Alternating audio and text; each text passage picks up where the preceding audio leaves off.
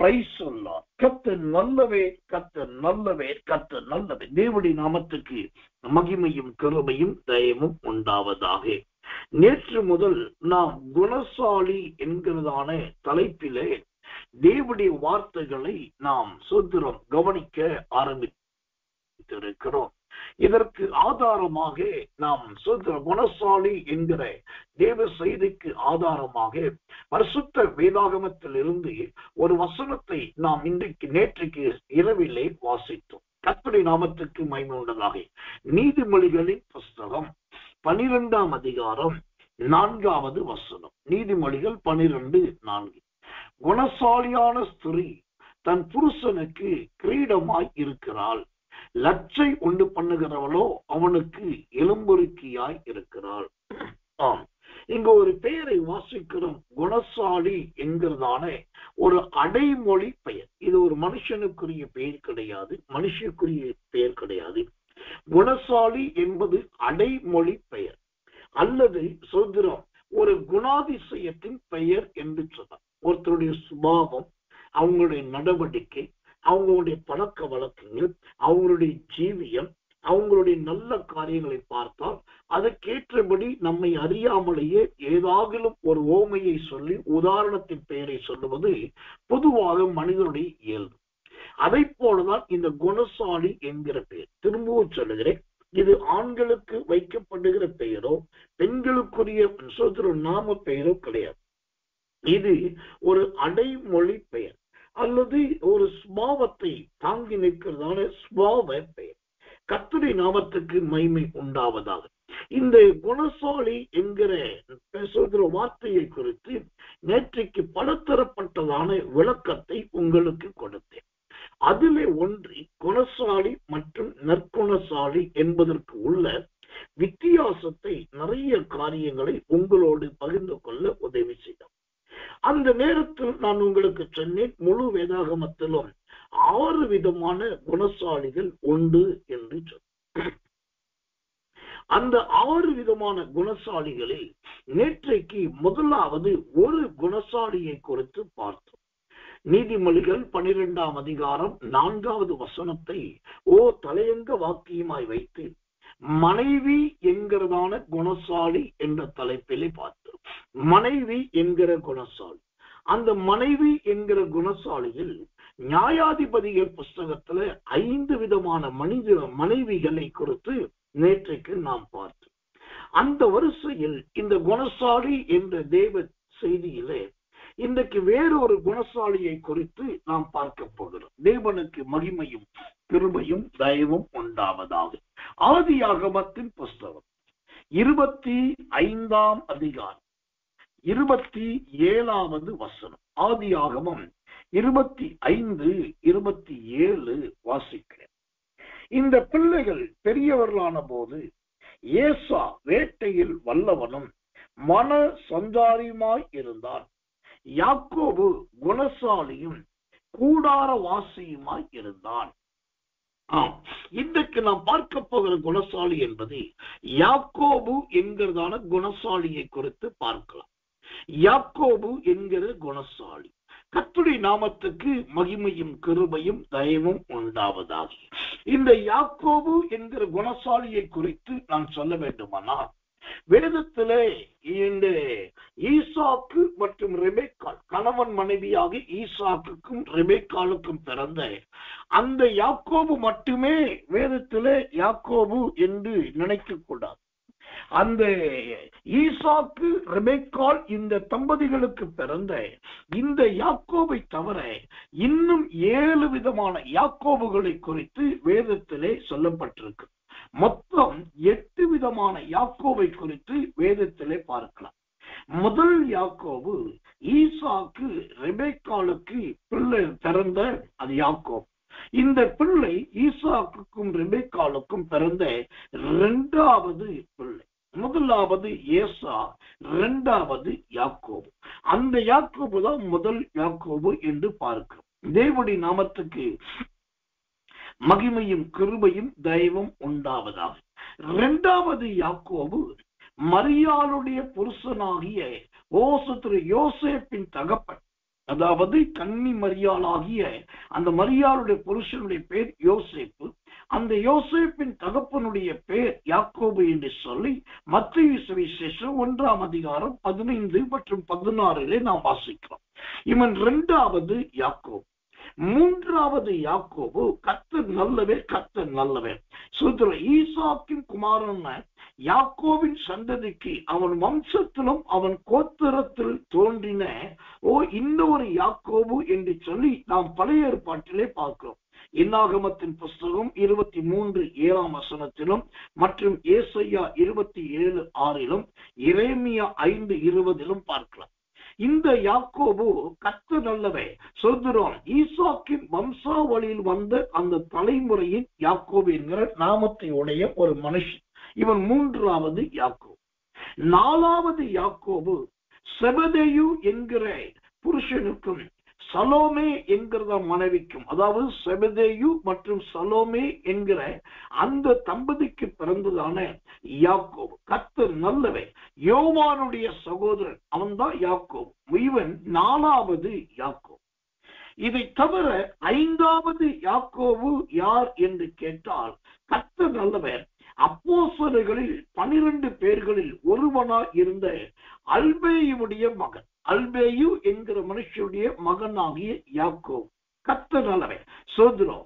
இந்த யாக்கோபுக்கு சின்ன யாக்கோபு என்கிற அடைமொழியும் உண்டு. இந்த சின்ன யாக்கோபு என்கிறவர் 5வது யாக்கோபு. 6வது யாக்கோபு தான் இயேசுவின் சகோதரனும் அப்போஸ்தலர்களில் மூப்பனுமாய் விளங்கிய ஒரு மூத்த சகோதரனாகிய யாக்கோபு. யோசே, சீமோன், யூதா இந்த 3 பேரும் இந்த யாக்கோபுக்கு உடன் பிறந்த சகோதரர்களாய் இருந்தார். ஆக மொத்தம் இயேசுவின் சகோதரன் என்று சொல்லியும் வேதாகம பண்டிதர்கள் சொல்லுகிறார்கள். இந்த யாக்கோபு 6வது யாக்கோபு. மொத்தம் நான் சொன்ன 8 யாக்கோபு. அதுல 7வது யாக்கோபு யார் என்று கேட்டால், மத்தேயு சுவிசேஷம் 27ஆம் அதிகாரம் 56வது வசனத்தையும் மார்க் 15:40 வாசித்து பார்த்தா, யோசேப்பின் சகோதரனாகிய மரியாளுடைய குமாரன், அதாவது மறுபேர் சின்ன யாக்கோபு. அந்த சின்ன யாக்கோபோடு கூட இருந்து சொல்ற ஒரு யாக்கோபு. கர்த்தருடைய நாமத்துக்கு மேலுள்ளதாக இந்த யாக்கோபையும் இயேசுவின் 12 அப்போஸ்தலரில் ஒருவனாயிருந்த அந்த யாக்கோபும் ஒரே யாக்கோபு என்று ஒரு கூட்டத்தார் சொல்லுகிறார்கள். இல்லை, இவங்க 2 பேரும் வேறு வேறு யாக்கோபு என்று சொல்லுகிறார்கள். கடைசியா 8வது யாக்கோபு. இந்த 8வது யாக்கோபு யார் என்று கேட்டாக்கா, லூக்கா சுவிசேஷம் 6ஆம் அதிகாரம் 16வது வசனமும், யூதாவின் புஸ்தகம் 1ஆம் அதிகாரம் 1ஆம் வசனம். யூதாவில ஒரு அதிகாரம் தான் உண்டு. 1ஆம் வசனம், அதாவது லூக்கா 6:16 மற்றும் யூதா 1. இது 2ஐயும் படிச்சு பார்த்தீங்கன்னா, அப்போஸ்தலனாகிய யூதாவின் சகோதரன் என்று சொல்லப்பட்ட அந்த யாக்கோபு. ஆக மொத்தம் 8 விதமான யாக்கோபை குறித்து நாம் வேதத்திலே பார்க்கலாம். தேவனுக்கு மகிமையும் கிருபையும் தயவும் உண்டாவதாக. இந்த யாக்கோபு என்கிற பெயரை அல்லாமல் யாக்கே என்று சொல்லக்கூடிய பெயரை உடைய சோத்திரம் இன்னொரு பெயரும் வேதத்திலே உண்டு. அதே சமயத்தில் யாக்கோபா என்கிற ஒரு பெயரும் வேதத்திலுடைய. யாக்கோபு கிடையாது, பூ என்ற எழுத்து மட்டும் வராத யாக்கோபா என்கிற பெயரை உடைய ஒரு மனுஷனும் கர்த்தர் இந்த வேதத்திலே உண்டு. இப்படி யாக்கோபை குறித்து அவனுடைய வரலாற்றை நான் பேச போனால் அது ஒரு ஆராய்ந்து முடியாத மாபெரும் அடிச்சுவடுகளையும் ஆதாரங்களையும் அடங்கியது தான் இந்த யாக்கோபுடைய வரலாறு. தேவனுடைய நாமத்துக்கு மகிமையும் கிருபையும் தயவும் உண்டாவதாகும். குறிப்பாக கிறிஸ்தவர்களுக்கு, அதுல ஊழியர்களுக்கும் சரி, குறிப்பாக ரொம்ப முக்கியமா எல்லா கிறிஸ்தவர்களுக்கும் வேதாகமத்தில் தெரிந்த யாக்கோபு 2 யாக்கோபு தான். தேவனுக்கு மகிமை. ஒன்று, பழைய ஏற்பாட்டிலே சுதந்திரம் தொடைச்சந்து சுளுக்கி பிடித்த அந்த யாக்கோபு. 2வது கர்த்தர் நிருபமாகி யாக்கோபு. இந்த 2 யாக்கோபு தான் நிறைய பேருக்கு தெரியும். மற்ற இடைப்பட்ட யாக்கோபை குறித்து நிறைய தியானிக்கிறதும் கிடையாது, பேசுவதும் கிடையாது. அதனால் அதை குறித்து ஆராய்ந்து தெரிந்து கொள்வதும் கிடையாது. கொஞ்ச காலத்துக்கு முன்பாக நம்முடைய ஊழியத்துல வாட்ஸ்அப் மினிஸ்ட்ரி பண்ணி கொண்டிருந்தோம். அதிலே கர்த்தர் நல்லவர் சுதந்திரம் மறைப்பொருளானது ஒன்றுமில்லை என்கிற தலைப்பிலே ஒரு ஊழியத்தை நடத்தி கொண்டிருந்தேன். மறைப்பொருளானது ஒன்றுமில்லை அப்படின்னா பைபிள்ல மறைவான சத்தியம் எதுவுமே இல்லை என்பதுதான் அதனுடைய தாற்பயம்.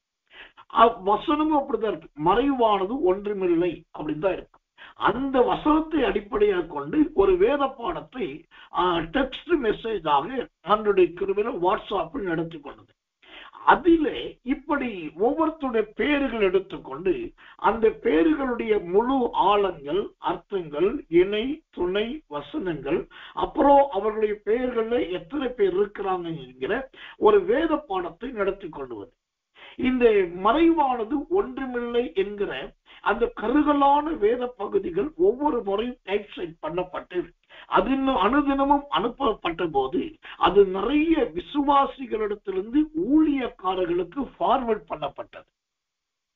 அவங்கவுங்க போதகர்களுக்கும் அவங்கவுங்க ஊழியக்காரர்களுக்கும் விசுவாச மக்கள் ஷேர் பண்ணாங்க, ஃபார்வர்ட் பண்ணாங்க.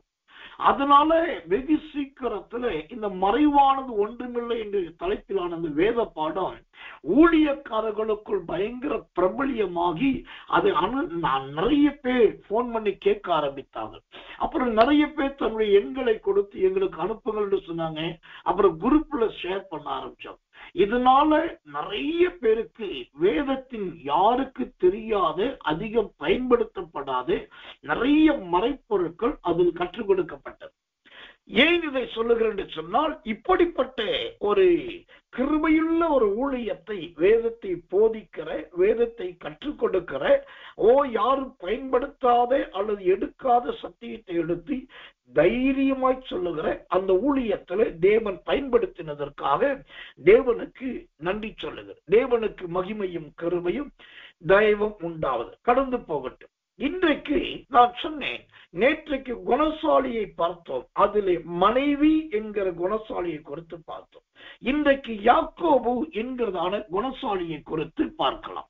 இந்த யாக்கோபை குறித்து இவன் எதிலே குணசாலி, குணசாலிக்கு எதையெல்லாம் சொல்லலாம் என்று சொன்னால், முதலாவதாக ஆதியாகமத்தின் புஸ்தகம் 28ஆம் அதிகாரம் 10 முதல் 19ஆம் வசனம் வரை. ஆதியாகமம் 28ஆம் அதிகாரம் 10ஆம் வசனம் முதல் 19வது வசனம் வரைக்கும் வாசித்து பார்த்தால் அந்த யாக்கோபுடைய தேவனை தரிசிக்கிற ஒரு அனுபவத்தை நாம் அங்கு பார்க்கலாம்.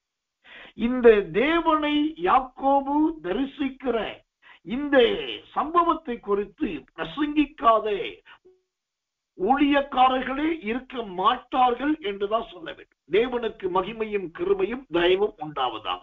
ஆனால் என்ன ஒன்று, அதை எடுத்து பேசுகிறவர்கள் ஒவ்வொருவரும் ஒவ்வொரு விதமாய் பேச ஆரம்பித்தார். ஆக மொத்தத்திலே இந்த யாக்கோபு குணசாலி என்பதற்கு முதல் அர்த்தம், முதல் விளக்கம் என்ன சொல்லப்பட்டிருக்கு என்று சொன்னால், இந்த யாக்கோபு தேவனை தரிசிக்கிற அருமையான ஒரு மனுஷனாய் காணப்படுகிறான். தேவனுடைய நாமத்துக்கு மகிமையும் கிருபையும் தயவும் உண்டாவதாக. வாசிக்கிறேன் பரிசுத்த வேதாகமத்திலிருந்து அவன் தேவனை தரிசிப்பதற்கான ஒரு வசனத்தை வாசிக்கிறேன். ஆதியாகமம் 28ஆம் அதிகாரம் 13வது வசனம். அதற்கு மேலாக கர்த்தர் நின்று, நான் உன் தகப்பனாகிய ஆபிரகாமின் தேவனும் ஈசாக்கின் தேவனுமாகிய சுத்திரம் கர்த்தர், நீ படுத்திருக்கிற பூமியை உனக்கும் உன் சந்ததிக்கும் தருவேன். கர்த்தர் நல்லவர். இந்த யாக்கோபு நல்ல ஒரு குணசாலி மாத்திரமல்ல, கூடாரவாசி. இந்த குணசாலி என்பதற்கு முதல் காரணம் என்னன்னா, இவன் தேவனை தரிசிக்கக்கூடிய அளவுக்கு அல்லது யாக்கோபை வந்து தேவனே சந்திக்கக்கூடிய அளவுக்கு இவனுடைய ஜீவியம் தேவனுக்கும் இவனுக்கும் இடையிலே நல்ல ஒரு அந்யோன்யம் காணப்பட்டிருக்கு.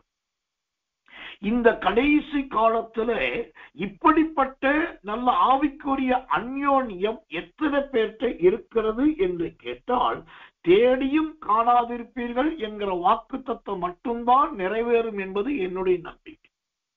ஏனென்றால் ஒரு காலத்துல தேவனை தரிசிக்க வேண்டும் என்கிற எண்ணம் இருந்தது. அது இந்நாட்களிலே தேவனை தரிசிக்கணுங்கிற எண்ணம் மாறி ஊழியக்காரர்களை தேவனாய் பார்க்க வேண்டிய நாட்களாய் வந்துவிட்டது. என்றைக்கு விசுவாசிகளும் மனிதர்களும் ஊழியக்காரர்களை தேவனை போல பார்க்க ஆரம்பித்தார்களோ அன்றைக்கு தேவனை பார்க்கிற பாக்கியமும் சிலாக்கியமும் விலகி போய்விட்டது. ஊழியக்காரர்களை பார்ப்பதோ, ஊழியக்காரர்களோடு சம்யோகம் கொள்வதோ, ஊழியக்காரர்களுடைய அந்யோன்யம் வைப்பதோ, ஊழியக்காரர்களை நேசிப்பதோ, கனம் பண்ணுவதோ, அவர்கள் சொல்லுவதை பின்பற்றுவதோ எந்த விதத்திலும் தவறு கிடையவே கிடையாது. நாம் அப்படி அந்நியர்களாக ஊழியர்களுக்கு எதிராய் காணப்படவும் கூடாது. ஆனா அதே சமயத்துல நான் கர்த்தர், நான் மாறாதவர் என்று சொன்ன அந்த நான் கர்த்தர் என்று சொன்னாரே, அந்த நான் என்கிற இடத்துல நாம் தேவனை தான் வைக்க வேண்டுமே தவிர எந்த விதமான பிரபல்யமானவர்களை வைக்க கூடாது. இதுல ரொம்ப கவனமாய் இருக்க வேண்டும். இதுக்கு ஏற்ற ஒரு ஓமையை, ஒரு உதாரணத்தை சொல்லணும் அப்படின்னா யோசேப்பை தான் சொல்லணும். நீங்க ஆதியாகமத்துல யோசேப்பின் சம்பவங்களை நல்லா கவனமா படிச்சு பாருங்க. ஒரு முறை சிறைச்சாலையில யோசேப்பு இருக்கிறான், சுயம்பாகிகளின் தலைவன் இருக்கிறான், பானபாத்திரக்காரர் இருக்கு. அப்போ இந்த சுயம்பாகிகளின் தலைவனும் பானபாத்திரக்காரனும் சொப்பனம் பார்க்கறாங்க, கலங்கி போயிருக்கு. அப்போ இவன் மறுநாள் பார்க்கறான், என்ன உங்க முகநாடி மாறி இருக்குது, ஏன் அப்படின்னு கேட்ட உடனே நாங்க சொப்பனத்தை பார்த்தோம். உடனே அவன் சொல்றான், அது சொப்பனத்துக்கு விளக்கம் சொல்லுவது தேவன் அல்லவா அப்படின்ட்டு. நல்லா கவனிக்க, சொப்பனத்துக்கு விளக்கம் சொல்லுவது தேவன் அல்லவா அப்படின்ட்டு. அதுக்கப்புறம் அவனுக்கு சொப்பனத்தை சொல்றாங்க, அவன் கரெக்டான மீனிங் சொல்ற நிறைவேறும். மீண்டும் ஒரு விசை இன்னொரு சம்பவம் நடக்கு. அப்போ யோசேப்பு ஒரு வார்த்தையை சொல்றான், என்ன சொல்ல தெரியுமா, அப்படியானால் சொப்பனத்தை என்னிடத்தில் சொல்லுங்கள், நான் உங்களுக்கு அதை விளக்கும், என்னிடத்தில் சொல்லுங்கள் என்று சொன்ன. நல்லா கவனிக்கணும். இதுக்கு முன்னாடி சொல்லும் போது சொப்பனத்துக்கு விளக்கம் சொல்வது தேவன் அல்லவா என்று சொன்ன மனுஷன் இப்போ என்ன சொல்லுகிறான், என்னிடத்தில் சொல்லுங்கள் என்று சொல்லுகிறான். தேவனுக்கு மகிமை உண்டாவதாக.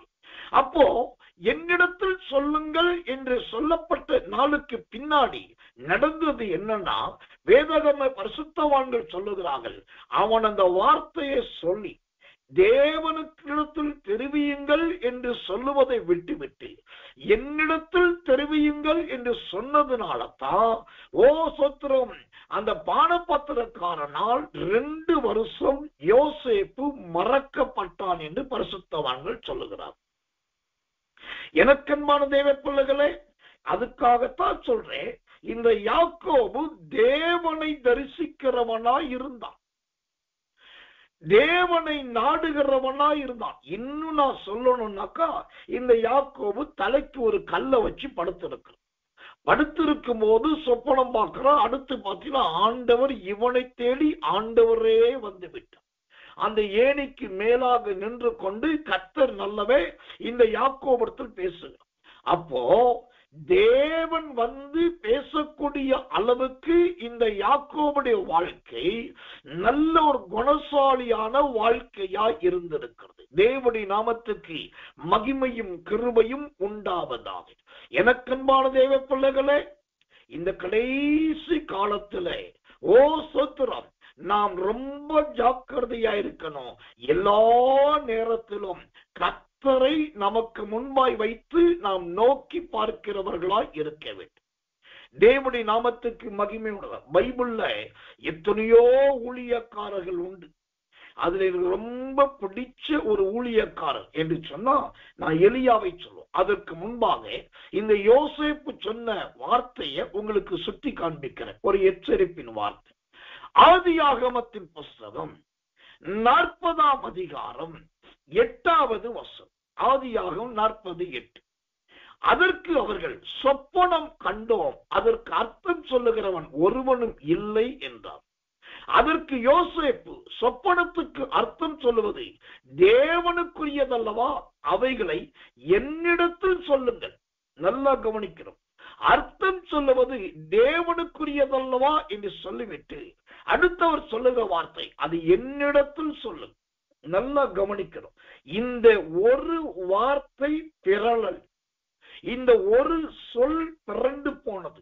அந்த ஒரு சொல் பிறழல் தான் யோசேப்பை 2 வருஷம் மீண்டும் சிறைச்சாலையில் அதிக நாட்கள் இருக்க பண்ணினது என்று சொல்லி வேதாகம அறிஞர்கள் அறுதியிட்டு சொல்லுகிறார். அப்போ நாம் எந்த விதத்திலும் மனிதர்களையோ அல்லது வேற யாரையோ முன்னிலைப்படுத்தாமல் தேவனை மாத்திரம் முன்னிலைப்படுத்த கடந்து போகட்டும். நான் சொன்னேன், எத்தனையோ ஊழியக்காரர்கள் வேதத்துல உண்டு. அதுல எனக்கு பிடிச்ச ஒரு ஊழியக்காரர், அதுல ரொம்ப முக்கியமா பிடிச்ச ஒரு சம்பவம் என்னன்னா, அந்த 1 ராஜாக்கள் 17ஆம் அதிகாரம் 1, 2, 3 வசனம். அதுல எலியா ஒரு வார்த்தை சொல்லுகிறார், ஓ கர்த்தருக்கு முன்பாக நிற்கிற நான் சொல்லுகிறதா, கர்த்தருக்கு முன்பாக நிற்கிறனா. அந்த மனுஷனை பாருங்க, எப்போதும் கர்த்தருக்கு முன்பாக நிற்கிற மனுஷனா இருந்து, கர்த்தர் நாத்தான் என்கிறதானே நாத்தான் என்கிற தீர்க்கதரிசி கூட எப்போதும் தாவீதுக்கு முன்பாக நின்று கொண்டுதான். ராஜாவாகி தாவீதுக்கு முன்பாய் அரண்மனையில் இருந்து ஊழியம் செய்கிற சேவகம் பண்ணுகிறவராக நாத்தான் தீர்க்கதரிசி. ஆனா எலியா தீர்க்கதரிசியோ நாத்தான் தீர்க்கதரிசியை போல ராஜாவுக்கு முன்பாய் நின்று கொண்டிருக்காமல் எலியா தேவனுக்கு முன்பாய் நின்று கொண்டு, அதனாலதான் அந்த எலியாவை தேவன் அக்னி ரதங்களிலே பரலோகத்துக்கு ஜீவனுள்ள மனுஷனாய் அழைத்து கொண்டு போனார். அப்போ இந்த யாக்கோபுக்குள் வருவோம். இவன் முதலாவது தேவனை தரிசிக்கிற மனுஷன். இவனை தேவன் சந்திக்கிற அனுபவத்தை நாம் பார்க்கலாம். இதுல ரொம்ப முக்கியமாய் இந்த யாக்கோபு தேவனை தரிசிக்கிற காரியத்துல ஒரு விஷயத்தை சொல்ல வேண்டும். ஆதியாகமம் 28ஆம் அதிகாரம் 12வது வசனத்தை வாசிச்சாக்கா அங்கே ஒரு வார்த்தை சொல்லுது, இதோ ஒரு ஏணி பூமியிலே வைக்கப்பட்டிருந்தது என்று சொல்லப்படுது.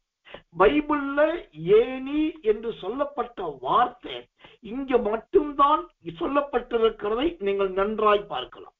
தேவனுக்கு மகிமை உண்டு. இன்னொரு இடத்துல இதே தேவதூதருடைய சம்பவத்தை பைபிள்ல இருக்கு. எங்கே? யோவான் சுவிசேஷம் 1ஆம் அதிகாரம். ஓ கர்த்தர் நல்லவே சொல்றோம். கடைசி வசனம் யோவான் 1ஆம் அதிகாரம் கடைசி வசனமாக 51ஆம் வசனம் வாசிக்கிறேன். பின்னும் அவர் அவனை நோக்கி, வானம் திறந்திருக்கிறது, தேவதூதர்கள் மனுஷகுமாரனிடத்திலிருந்து ஏறுகிறதையும் இறங்குகிறதையும் இது முதல் நீங்கள் காண்பீர்கள். இப்ப கவனிக்கணும், யாக்கோபு தேவனை தரிசிக்கும் போது ஒரு ஏணி வைக்கப்பட்டிருக்கிறத பார்க்கணும். அதிலே தேவதூதர்கள் ஏறுகிறவர்களாய் இருந்தார்கள், இறங்குகிறவர்களாய் இருந்தார்கள். அதே சம்பவத்தை தான் யோவான் 1 கடைசியில பார்க்கிறோம். தேவதூதர்கள் ஏறுகிறார்கள், இறங்குகிறார்கள். ஆனால் அங்கே ஏணி வைக்கப்பட்டிருந்ததாக சொல்லப்படுகிறது. இங்கே ஏணி வைக்கப்பட்டதாகவோ ஏணி இருந்ததாகவோ சொல்லப்படும். அப்ப ஏணி என்கிற வார்த்தை அங்க யாக்கோபின் வாழ்க்கையில மட்டும்தான் சொல்லப்படுது. இப்ப இந்த ஏணியை குறித்து நான் உங்களுக்கு இவ்வளவு அழுத்தம் திருத்தமாய் சொல்லுகிறேன் என்று சொன்னார். ஏணி என்பது அதுல பலவிதமான அர்த்தங்கள் பொருத்தங்கள் உண்டு. ஏணிக்கு எப்போதுமே 2 பக்கத்துல 2 விதமான உயரமான கம்புகள் இருக்கும். அந்த 2 பக்கத்துல இருக்க 2 உயரமான கம்பில தான் மற்ற குச்சிகள் சொருகப்பட்டிருக்கும். இப்ப இந்த ஏணிக்கு இருக்கிறதானே 2 பக்க 2 கம்புகள் எதை குறிக்கிறது சொன்னால், ஒன்று மனுஷனை குறிக்கிறது, 2வது தேவனை குறிக்கிறது. தேவன் மனுஷனை தாங்குகிறார். இந்த மனுஷன் தேவனை பிடித்துக் கொள்ளுகிறார். மனுஷனும் தேவனும் ஒன்றோடு ஒன்றாய் இணைவதற்கு காரணம் தான் அந்த 2 அருமையான உயரமான கம்பு. அதே சமயத்துல இந்த ஏணிக்கு அந்த 2 உயரமான கம்பு என்பது இன்னொன்றை குறிக்கும். அது எதுனாக்கா பரிசுத்த வேதாகமத்தில் 2 ஏற்பாடுகளை குறிக்கும். அந்த 2 ஏற்பாடுகள் எது? ஒன்று பழைய ஏற்பாடு, மற்றொன்று புதிய ஏற்பாடு. தேவனுக்கு மகிமை உண்டாவதாக. இந்த ஏணியில 2 கம்பு 2 பக்கம் இருக்குது. ஒரு கம்பை கலட்டி எடுத்துட்டா கூட நடுவே இருக்கிற அத்தனை படிக்கட்டுகளும் சரிந்து போய்விடும். அத்தனை வருஷத்துல அந்த ஏணி பயனற்றதா போய்விடும். யாரும் ஏறவும் முடியாது, இறங்கவும் முடியாது. அதே போலதான் இந்த 2 ஏற்பாடுகள், ஒன்று கர்த்தர் நல்லவே சோத்திர பழைய ஏற்பாடு, இன்னொன்று புதிய ஏற்பாடு. இந்த 2 ஏற்பாடுகளிலே ஒன்று எடுபட்டு போய்விட்டாலும் கர்த்தர் நல்லவே அது சத்தியத்துக்கு ஆதாரமா இருக்காது. எனக்கன்பான தேவ பிள்ளைகளே, அப்போ இந்த சொல்கிறோம், இந்த 2 ஏற்பாடு என்பது ஒன்றோடு ஒன்றாய் இணைக்கப்பட்ட நல்ல அனுபவமாய் இருக்கிறது. சிலர் சொல்றாங்க, எப்ப பேசினாலும் எந்த காரியத்தை சொன்னாலும் அவர்கள் பழைய ஏற்பாட்டை எடுக்கவே மாட்டாங்க. கர்த்தர் நல்லவே, ஏன்னாக்கா அது நியாயப்பிரமாணம், அது நல்லதாட்டம். புதிய ஏற்பாடு மட்டும்தான் எடுப்பாங்க. ஆனா சில வேத பண்டிதர்கள், வேதத்தை போதிக்கிறவங்க பாத்தீங்கன்னா புதிய ஏற்பாட்டை தொடவே மாட்டாங்க. அது சுவிசேஷம் போல இருக்கும், சாதாரணமா இருக்கும், எளிமையா இருக்கும். அப்ப நான் ஆழமா போதிக்க விரும்புறேன் சொல்லி பழைய ஏற்பாடு மட்டும்தான் எடுப்பாங்க. இது 2மே ஆவிக்குரிய ரீதியிலே தவறு என்பதில் சந்தேகம். 2மே தப்புதான். பழைய ஏற்பாட்டை மட்டும் பயன்படுத்துவதும் வேதத்துக்கு விரோதமானது. புதிய ஏற்பாட்டை மட்டும் பயன்படுத்துவதும் சத்தியத்துக்கு விரோதமானது. நல்ல ஒரு தேவ மனுஷன் பழையதிலிருந்து புதியதிலிருந்து எடுத்துக் கொண்டிருக்கிறார். அப்ப 2 ஏற்பாடுகளும் நாம் பயன்படுத்த வேண்டும்.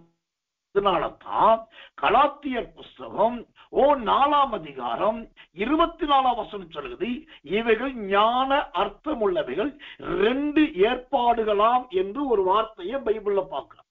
2 ஏற்பாடுகள் அப்படின்னு சொல்லி கலாத்தியர் 4:24 சொல்லி இருக்குது. இவைகள் ஞான அர்த்தம் உள்ளவைகள் அப்படின்னு ஆண்டு சொல்ற. அப்ப யாக்கோபின் வாழ்க்கையில அவன் குணசாலியா இருந்ததற்கு அதுல அஸ்திபார ஒரு அடையாளம் என்னன்னா இந்த ஏணியில 2 பெரும் கம்புகள் இருக்கு. அந்த 2 ஒன்று தேவனையும் ஒன்று மனுஷனையும் இணைக்கிறதை குறிக்கும். அல்லது வேதத்தின் 2 ஏற்பாடுகள், பழைய ஏற்பாடு புதிய ஏற்பாடு, இது 2ம் சேர்ந்தால்தான் ஏணியை உருவாக்க முடியும். சரி, 2வது இந்த ஏணிக்கு 2 பகுதி இருக்கு. ஒன்று மேல் பகுதி, மற்றொன்று கீழ்ப்பகுதி. இந்த ஏணியின் மேல் பகுதி எதை குறிக்கிறது? வானத்தையும் பூமியையும் உண்டாக்கிற கர்த்தரை நோக்கி பார்க்கிறதை குறிக்கிறது. எப்போதும் நம்முடைய கண்கள் பூமிக்குரியவைகளை அல்ல, மேலானவைகளை நாட வேண்டும். அதனாலதான் பரிசுத்தவான்கள் கைகளை உயர்த்தி ஆராதியுங்கள் என்று வேதம் ஆராதனை ஸ்தலங்களிலே சொல்லப்படுது. அப்ப அந்த ஏணியின் மேல் பகுதி எப்போதும் உயரம் மட்டும்தான் இருக்கும், மேல நோக்கி இருக்கும். இது எதை குறிக்கிறது? இயேசு கிறிஸ்துவின் ஜீவியத்தை குறிக்கிறது. அவர் என்ன ஊழியம் செய்தாலும், என்ன உபதேசம் பண்ணாலும், எதை நடப்பித்தாலும் இறுதியிலோ அல்லது துவக்கத்திலோ பிதாவாகிய தேவனை நோக்கி பார்க்கிறவராய் இருந்தார்.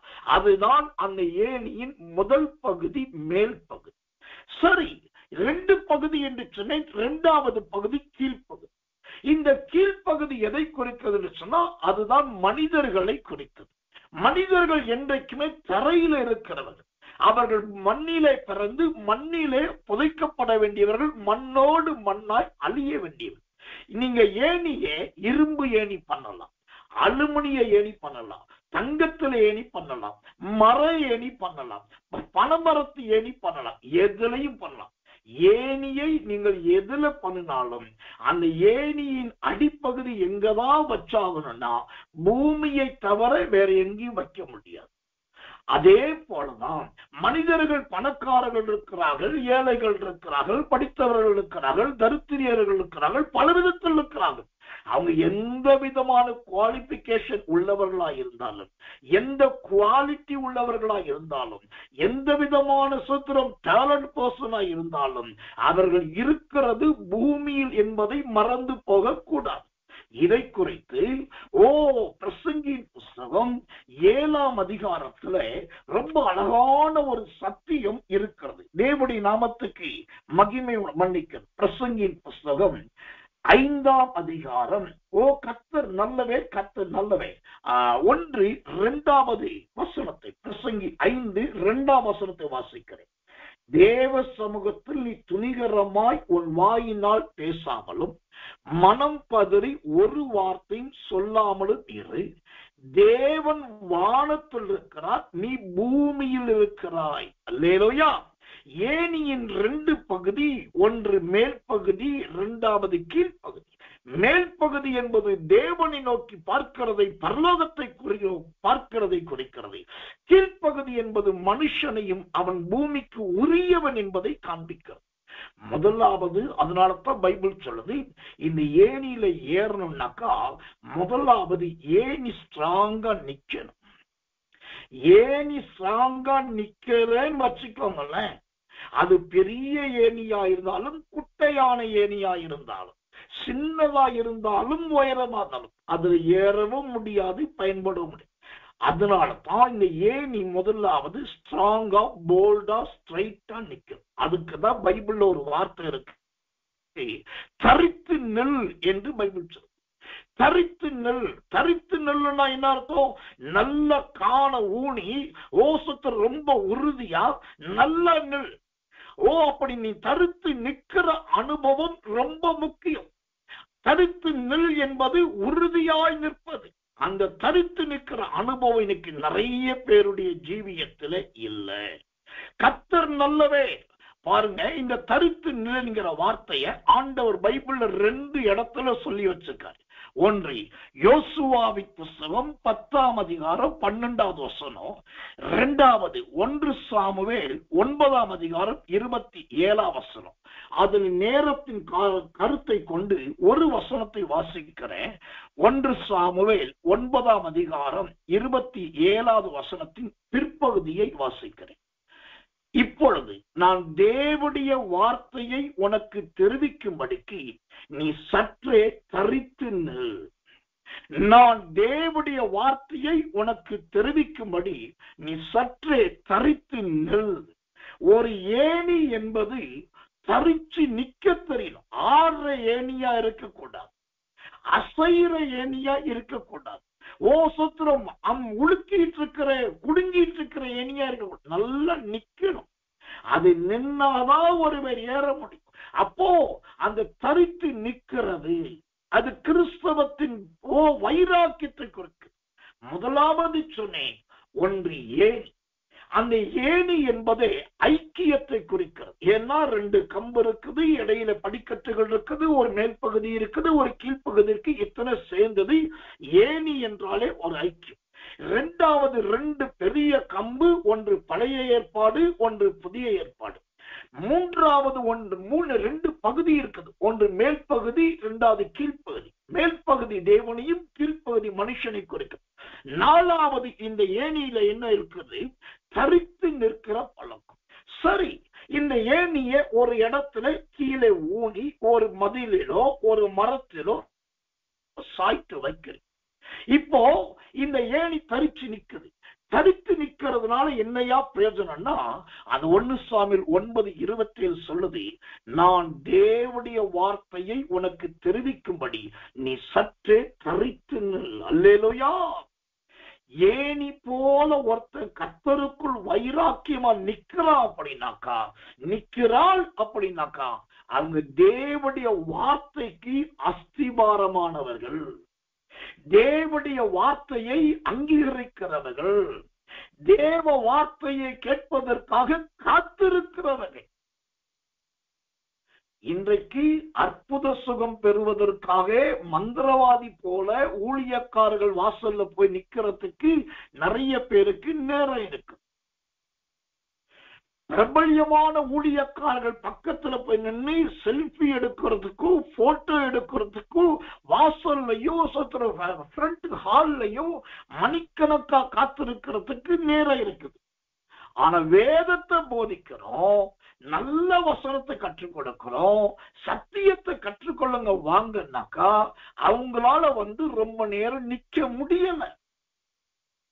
ஏன்னா தேவனுடைய வார்த்தைக்காக தரித்து நிற்கிற அனுபவங்கள் இன்றைக்கு செத்து போய் கொண்டிருக்கிறது. என்றைக்கு ஏணி தரித்து நிக்குதோ அன்றைக்குதான் கர்த்தர் நல்லவன், அருமையான தேவனுடைய வார்த்தை தொடும். அந்த தேவனுடைய வார்த்தை நிரப்பும். யாக்கோபு கூட அங்க படுத்து கிடக்கிறான், ஏனிய பார்க்கிறான். அந்த நேரத்துல கூட யாக்கோபுக்கு தேவனுடைய வார்த்தை வந்ததுங்க.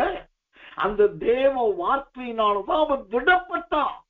அப்ப ஏனி என்பது தரித்து நிற்கிற அனுபவம். கர்த்தர் நல்லவன். அதுக்கு அடுத்தது இந்த ஏனியில பார்த்தீங்கன்னா நல்ல ஓசுத்திர படிக்கட்டுகள் இருக்கு. நல்ல படிக்கட்டு. இந்த படிக்கட்டுகள் எதை குறிக்கிறது தெரியுமா? ஒழுங்கு முறைகளை குறிக்கிறது. ஒழுங்கு முறை. ஏன் இந்த படிக்கட்டுகளை போய் ஒழுங்கு முறைன்னு சொல்றேன் அப்படின்னாக்கா, அதற்கும் வேதத்திலே ஆதாரம் உண்டு. நீங்க இந்த படிக்கட்டு பாத்தீங்கன்னா, கீழே இருக்கிற அந்த கம்பு, கீழே இருக்கிற முதல் குச்சி எந்த அகலத்துல எந்த நீளத்துல இருக்குதோ அதே அகலத்துல அதே நீளத்துலதான் மற்ற குச்சிகளும் இருக்கும். ஒரே போல இருக்கும். இது கிட்டத்தட்ட அகலம் ஒரு 3/4 அடி அல்லது 1 அடி அகலம் என்றுச்சுன்னா, அந்த படிக்கட்டு இருக்கிற எல்லா படிக்கட்டு குச்சிகளும் சரியா 1 அடிதான் இருக்கும். அது ஒன்று நீளமாகவும் ஒன்று குறுகினதாகவும் பெரும்பாலும் இருப்பது கிடையாது. இரண்டாவது, கீழே இருக்கிற அந்த படிக்கட்டின் அகலம் எப்படி இருக்கிறதோ அதே போலதான் மேல வரைக்கும் இருக்கும். இது எதை காண்பிக்கிறது? அந்த படிக்கட்டுகளின் ஏணியுடைய ஒரு ஒழுங்க குறிக்கும். இதேதான் பைபிள்ல அசுத்தங்களை குறித்து பைபிள் சொல்ல ஆரம்பிச்சா அந்த பகுதி முழுவதும் அசுத்தங்களை குறித்துதான் இருக்கும். அடுத்தது நன்மையை குறித்து சொல்ல ஆரம்பிச்சாக்கா அந்த பகுதி முழுவதும் நன்மையை மட்டும்தான் இருக்கும். அசுத்தத்தையும் நன்மையையும் குழப்பி பிசைஞ்சு வேதம் அதிகமான இடத்துல போதிப்பது கிடையாது. இந்த போதிக்கிறதுல கூட அசுத்தங்களுக்கென்று ஒரு பட்டியல், சுத்தங்களுக்கென்று ஒரு பட்டியல். அப்போ இது ரெண்டும் ஒரே போல இருக்கும். இது எதை காண்பிக்கிறது?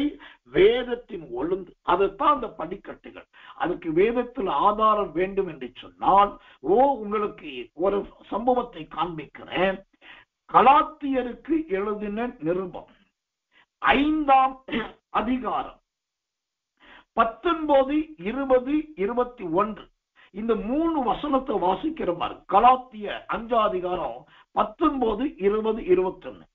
மாம்சத்தின் கிரியைகள் வெளியரங்கமாய் இருக்கின்றன. அவையாவன: 1 விபச்சாரம், 2வது வேசித்தனம், 3வது அசுத்தம், 4வது காமவிகாரம், 5வது விக்கிரகாராதனை, 6வது பில்லிசுனியம், 7வது பகைகள், 8வது விரோதங்கள், 9வது வைராக்கியங்கள், 10வது கோபங்கள், 11வது சண்டைகள், 12வது பிரிவினைகள், 13வது மார்க்க பேதங்கள், 14வது பொறாமைகள், 15 கொலைகள், 16 வெறிகள், 17 களியாட்டுகள். இப்போ இதை நான் சொன்னே 17 காரியங்கள். இதுல ஏதாவது ஒன்னாவது பரிசுத்தத்தையும் தேவனையும் காண்பிக்கிறதா? இல்லவே இல்லை. எல்லாம் ஒரே போல.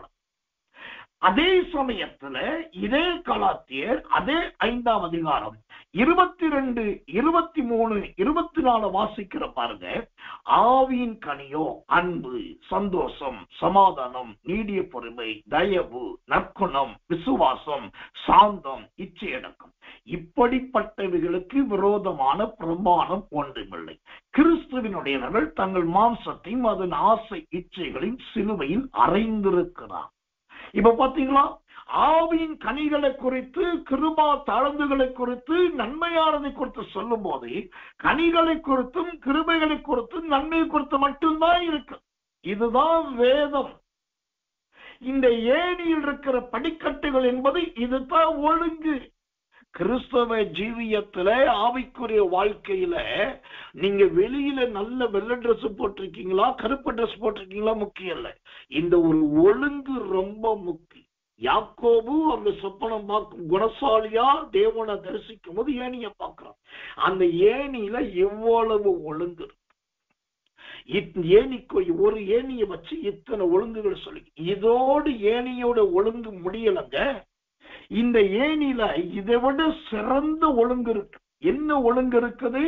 அந்த ஆதியாகமத்தின் புஸ்தகம் 28ஆம் அதிகாரத்துல நான் வாசிக்கும் போது அங்க ஏணி வைக்கப்பட்டிருக்கு. வாசிக்கிறேன் அந்த தேவ வசனத்தை, கொஞ்சம் ஜெபத்தோடு கவனிங்கள்.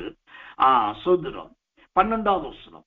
அங்கே அவன் ஒரு சொப்பனம் கண்டான். இதோ ஒரு ஏணி பூமியிலே வைக்கப்பட்டிருந்தது, அது நுனி வானத்தை எட்டியிருந்தது, அதிலே தேவ தூதர்கள் ஏறுகிறவர்களும் இறங்குகிறவர்களுமா இருந்தார்கள். இப்போ இந்த ஏணியின் வாசல் பார்த்தீங்கன்னா இருவழி வாசலா இருக்கு. ஒரு வழி வாசல் கிடையாது, ஏணிக்கு இருவழி வாசல். என்னையா இருவழி வாசல்? ஒருத்தர் எப்படி இந்த ஏணியில ஏறுகிறானோ அப்படியே அந்த ஏணியிலிருந்து இறங்கவும் முடியும். வெறும் ஏறி போவதற்கு மட்டும் ஏணி கிடையாது, இறங்கி வருவதற்கும் ஏணி. இப்போ இந்த ஏணி ஏறுகிறவர்களும் என்று நான் சொன்னேன். முதலாவது ஏறுகிறவர்கள். இந்த ஏறுகிறவர்களை குறித்து வேதத்துல பல காரியங்களை குறித்து வேதத்துல நிறைய சொல்லுகிறது. கர்த்தர் நல்லவர், கர்த்தர் நல்லவர், கர்த்தர் நல்லவர். அப்ப இந்த ஏறுகிறவர்கள் என்றால் என்ன? அந்த சம்பவம் எதை காண்பிக்கிறதா இருக்கிறது? கர்த்தருடைய நாமத்துக்கு மகிமை உண்டாவதாக. ஒரு வசனத்தை வாசிக்கிறேன், ஜெபத்தோடு கவனிங்கள். ஏறுகிறவர்களும். எசேக்கியேல் புஸ்தகம் 38ஆம் அதிகாரம் 15வது வசனம். அப்பொழுது நீயும் உன்னோட திரளான ஜனங்களும் வட திசையில் உள்ள உன் ஸ்தானத்திலிருந்து வருவீர்கள். அவர்கள் பெரிய கூட்டமும் திரளான சேனையுமாய் இருந்து எல்லாரும் குதிரைகளின் மேல் ஏறுகிறவர்களாய் இருப்பார்கள். இங்கு அந்த ஏறுகிறவர்களை குறித்து 2 காரியம் சொல்லப்படுது. ஒன்று திரளான சேனை, 2வது குதிரைகளின் மேல் ஏறுகிறவர். இந்த திரளான சேனை என்பது எதை குறிக்கிறது? கூட்டம் கூட்டமாய் தேவனுடைய ராஜ்யத்துக்கு ஜனங்கள் மேலே பறந்து போவதை காண்பிக்கிறது. கூட்டம் கூட்டமாய் கர்த்தருடைய ராஜ்யத்துக்கு ஜனங்கள் இழுத்து கொள்ளப்படுவதை காண்பிக்கிறது. மார்க்கு சுவிசேஷம் 1ஆம் அதிகாரம் 5ஆம் வசனத்திலே யூதேயா தேசத்தார் அனைவரும் எருசலேம் பட்டணத்தார் யாவரும் ஞானஸ்நானம் பெற்றார். அப்ப பட்டணம் பட்டணமாக, தேசம் தேசமாக மேலே ஏற போகிற ஒரு காலம் வருகிறது. கர்த்தர் நல்லவே, எனக்கு அன்பான தெய்வ பிள்ளைகளே. அப்ப இந்த ஏறுகிற அனுபவம் என்பது தேவனுடைய ராஜ்யத்தை அடைகிற நல்ல அனுபவமா இருக்கிறது. ஏறுகிறவர்கள் மாத்திரமல்ல, இந்த ஏணியிலே இறங்குகிறவர்களின் அனுபவத்தையும் பார்க்கிறோம். இந்த இறங்குகிறவர்களின் அனுபவம் என்பது எதை குறிக்கிறது? அது எதை காண்பிக்கிறதா இருக்கிறது? கர்த்தர் நல்லவே, கர்த்தர் நல்லவே, கர்த்தர் நல்லவே. ஒரு வசனத்தை உங்களுக்காக வாசிக்கிறேன். தேவனுடைய நாமத்துக்கு மகிமை உண்டாவதாக. யோபுவின் புஸ்தகம் 7ஆம் அதிகாரம் 9வது வசனம். யோபு 7:9. மேகம் பறந்து போகிறது போல பாதாளத்தில் இறங்குகிறவன் இனி ஏறி வரான். வார்த்தை நல்லா கவனிங்க. மேகம் பறந்து போகிறது போல பாதாளத்தில் இறங்குகிறவன் இனி ஏறி வரான். அப்ப இறங்குதல் எதை குறிக்கிறது? பாதாளத்தை குறிக்கிறது. ஏனென்றால் பரலோக ராஜ்யம் வானத்தில் இருக்கிறது, பாதாளம் பூமியிலே இருக்கிறது. சரி, கடந்து போகட்டும். அப்ப இறங்குகிறவர்கள் என்பது ஒரு கூட்ட ஜனம் பாதாளத்துக்கு போவது. நான் முதலாவது சொன்னேன், ஏறுகிற கூட்டம் திரள் சேனை, அது மேலே ஏறுகிறது.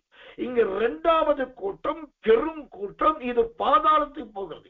அப்ப ஏணி என்பது ஏறுகிறது மாத்திரமல்ல, இறங்குகிறது. சரி, ஏறினவங்களை குறித்து இறங்குதே, அது எதை குறிக்கிறதுனா ஆவிக்குரிய அர்த்தத்தை இன்னொரு விதத்திலே பார்க்கலாம்.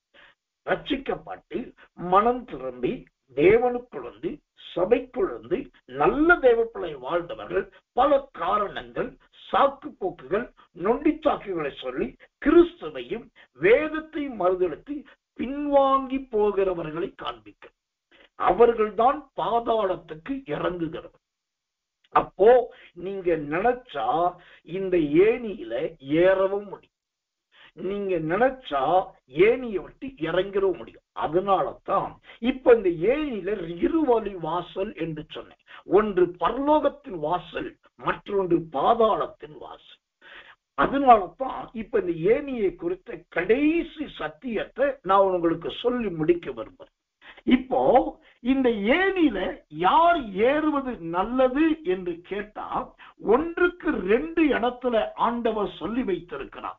ஒன்று ஆதியாகமம் 28ஆம் அதிகாரம் 12ஆம் வசனத்திலையும், 2வது யோவான் சுவிசேஷம் 1ஆம் அதிகாரம் 51ஆம் வசனத்திலும் அங்கு பார்க்கிற தேவ தூதர்கள் ஏறுகிறவர்களா இறங்குகிறவர்களா இருந்தார்.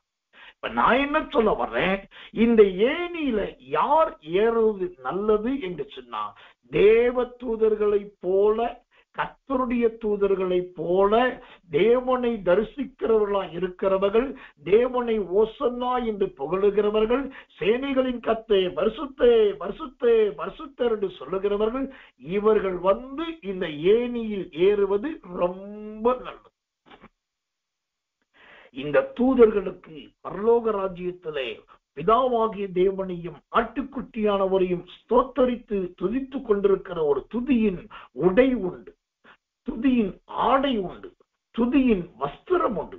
அதை போல அந்த துதிகளுக்கு பாத்திரராகிய தேவனை துதிக்கிறவர்கள் இந்த ஏணியிலே ஏறுனாக்கா எலியாவை போல மேலே ஏறி போகலாம். இல்லாவிட்டால் சவுலை போல கீழே பாதாளத்தில் இறங்கி போகலாம். நீங்கள் எலியாவை போல மேலே ஏறி போக விரும்புறீங்களா, சவுலை போல கீழே பாதாளத்தில் இறங்க விரும்புகிறீங்களா என்பதை நீங்கள் தான் முடிவு செய்ய வேண்டும். இப்ப இந்த யாக்கோபு குணசாலி என்று சொன்னேன். அதுல முதல் காரணம், இவன் தேவனை தரிசிக்கிறவனா இருக்கிறான். அந்த தேவனை தரிசிக்கிறதுல ஒரு ஏணி இருக்கிறத நம்ம பார்த்தோம். அந்த ஏணியை வச்சு 7 பாடங்கள் இன்றைக்கு உங்களுக்கு கற்றுக் கொடுக்கப்பட்டிருக்கிறது. இந்த ஏணியை சார்ந்த இந்த 7 பாடத்தை மட்டுமே நீங்க நன்றாய் கற்றுக்கொண்டு விட்டால், ஓ கர்த்தர் நல்லவே, அழகான ராஜ்யத்தை அடைந்து விடலாம். ரொம்ப எளிமையான முறையிலே பரலோகத்தை சுதந்திரித்துக் கொள்ளலாம். இந்த ஏணியை குறித்து 8வது இன்னொரு சத்தியம் இருக்கு. அந்த 8வது சத்தியம் என்னன்னா, இந்த ஏணி என்பதற்கு நம்பிக்கை என்கிற பொருள், நம்பிக்கை மற்றும் விசுவாசம் என்கிற பொருள். இந்த ஏணிக்கு 8வது இருக்கிற பேர் நம்பிக்கை மற்றும் விசுவாசம்.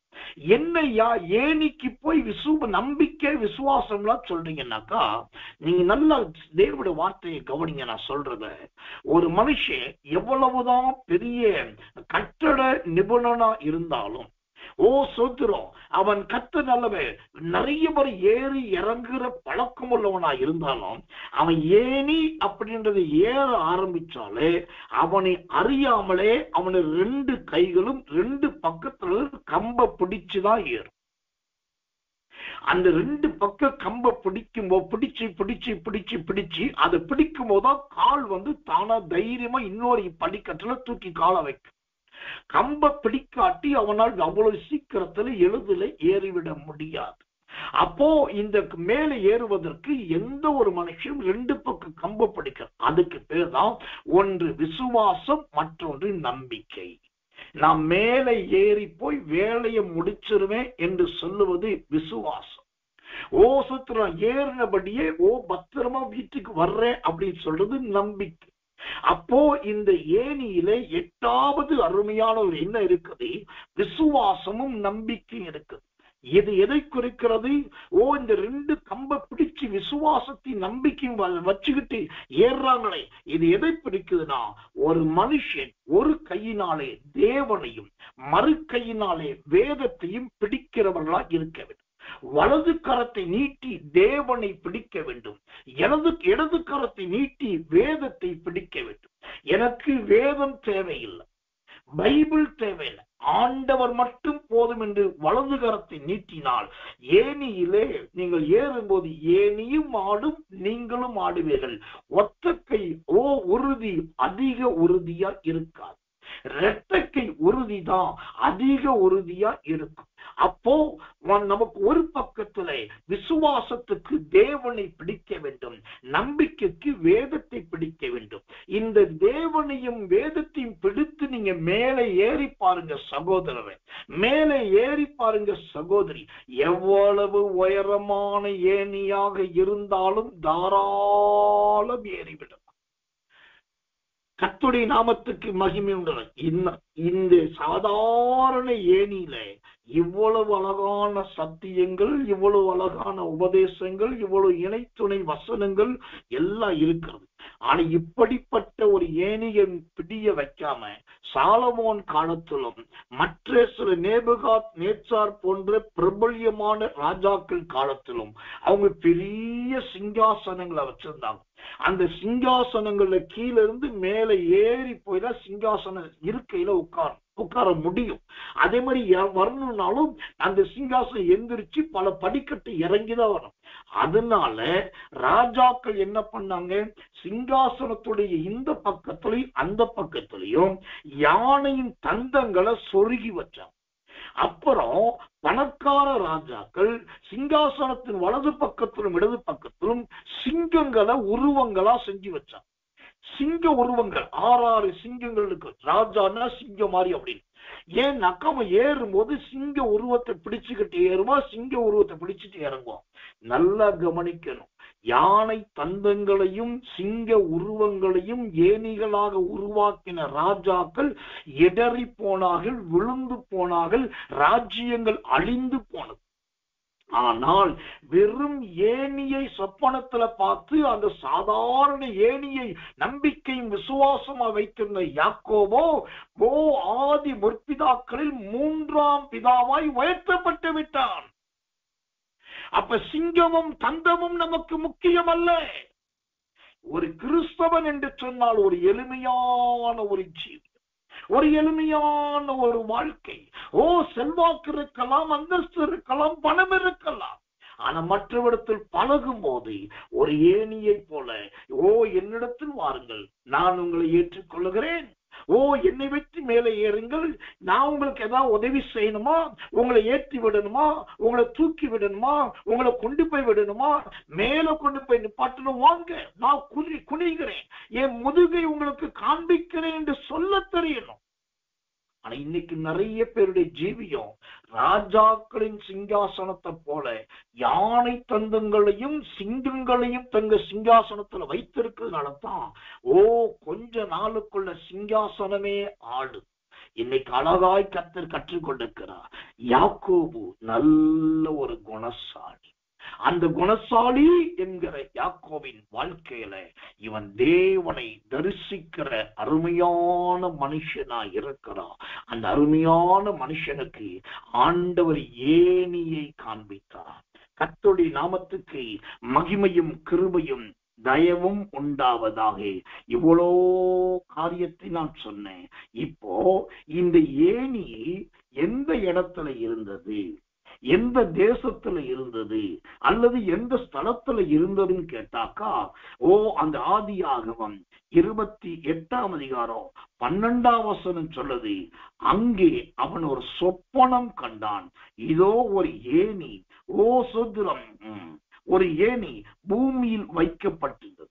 இப்போ இவ்வளவு அர்த்தம், பொருத்தம், விளக்கம், வசனம், வியாக்கியானம், வெளிப்பாடுகள் நிறைஞ்ச இந்த ஏணி எங்க இருந்துச்சுனாக்கா ஒரு நிஜ வாழ்க்கையில கிடையாது, அது ஒரு சொப்பனத்துலதான் இருந்தது. இப்ப நான் சொல்ல வேண்டிய சத்தியம் என்ன, ஒரு சொப்பனத்துல காணப்பட்ட ஏணிக்கு இவ்வளவு கிருபை இருக்குன்னாக்கா உங்களையும் என்னையும் ஆண்டவர் சொப்பனத்தில் உருவாக்கவில்லை, நிஜஸ்தராக உருவாக்கி இருக்கிறார். யோசேப்பின் சகோதரர்கள் யோசேப்பை போய் பார்த்த போது பயந்து நடுங்கிட்டு சொன்ன ஒரு வார்த்தை என்ன தெரியுமா, நாங்கள் நிஜஸ்தர், நாங்கள் நிஜஸ்தர் என்று சொன்னார்கள். நிஜஸ்தர் என்றால் என்ன அர்த்தம்? கர்த்தர் நல்லவர், நாங்கள் உண்மையானவர்கள், நாங்கள் சொல்கிற போலிகள் அல்ல, கர்த்தர் நல்லவர். வாசிக்கிற ஆதியாகமம் 42ஆம் அதிகாரம் 11வது வசனம். நாங்கள் எல்லாரும் ஒரு தகப்பனுடைய பிள்ளைகள், நாங்கள் நிஜஸ்தர், உமது அடியார் வேவுக்காரர் அல்ல. அப்போ ஏணி என்னவோ சொப்பனத்துல இருந்துச்சு. அந்த செய்தியை கேட்கிற நீங்களும் நானும் சொப்பனத்தில் அல்ல, தேவன் நம்மை உயிருள்ளவர்களாய் வைத்திருக்கிறார், உண்மை உள்ளவர்களாய் வைத்திருக்கிறார். நாம் எல்லாரும் நிஜஸ்தர்கள். அப்ப ஏணியை விட அதிக கிருபை இருக்கணும், ஏணியை விட அதிக பக்குவம் இருக்கணும், ஏணியை விட நல்ல மகிமையும் பிரசன்னம் நம்ம இருக்கணும். அப்பதான் இந்த யாக்கோபு என்கிற குணசாலியாக நாம் மாற முடியும். இன்னைக்கு இந்த குணசாலி என்பதில் இரண்டாவது குணசாலி யாக்கோபு என்கிற குணசாலியை பார்த்தோம். ஆனாலும் இந்த யாக்கோபு என்கிற குணசாலியில் முழு செய்தியை இன்றைக்கு நாம் இன்னும் கேட்கவில்லை. இதனுடைய மீத பகுதி, அதாவது இரண்டாம் சூத்திரம் யாக்கோபு என்கிற குணசாலியின் மீத பகுதியை தேவனுடைய வருகை தாமதிக்குமானால் நாளைக்கு மற்ற பகுதியை யாக்கோபு என்னும் குணசாலியை குறித்து நாம் கேட்க போகிறோம். இன்னும் சில ஆழமான மறைப்பொருளான தேவனுடைய வசனத்தின் வெளிப்பாடுகள் இந்த யாக்கோபு என்னும் குணசாலிகள் உண்டு.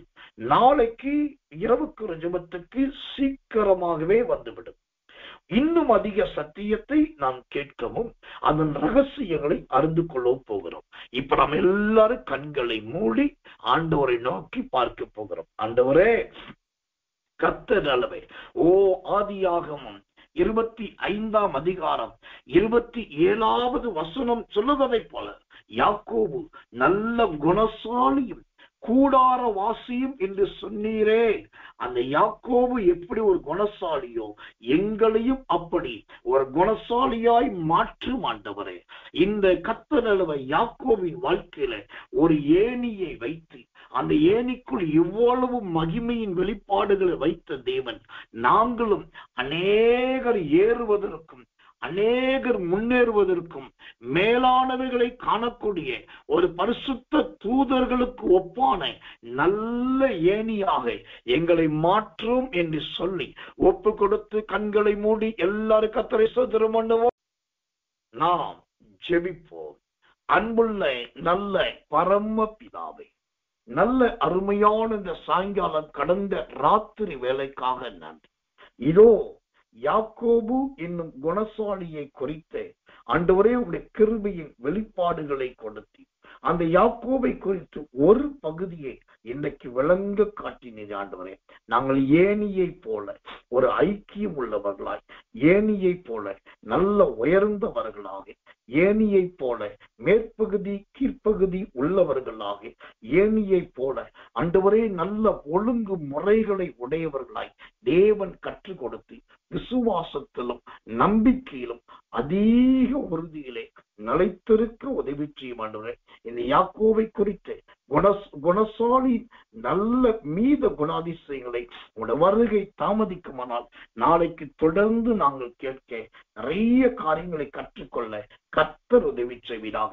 நன்மையும் கிருபை தொடரட்டும். இரவிலோட பிள்ளைகளுக்கு நல்ல நித்திரை தாரும். கெட்ட சொப்பனங்கள், பயங்கள், தகாத எண்ணங்கள், தாறுமாறின் ஆவிகள், விசக்கடிகள், ஆண்டவரே சுதந்திரம், உயிர்கொல்லிகள், இவை எல்லாவற்றுக்கும் உடைய பிள்ளைகளை விலக்கி மூடி மறைத்து பாதுகாத்து 5 நித்திரையை கிருபையை கொடுத்து அதிகாலை இருட்டோடு ஜெபத்திலே 3 மணிக்கெல்லாம் கலந்து கொண்டு அபிஷேகத்தையும் செய்திகளையும் சத்தியத்தையும் மேய்ந்து கொள்ள உதவி செய்யும். நன்மையும் கிருபை தாங்கட்டும். இன்றைக்கு வந்த ஒவ்வொருவரையும் அவர்கள் குடும்பங்களையும் நீதாமே ஆசீர்வதியும். இயேசுவின் நாமத்தில் ஜெபிக்கிறோம் நல்ல பிதாவே. ஆமென், ஆமென், ஆமென்.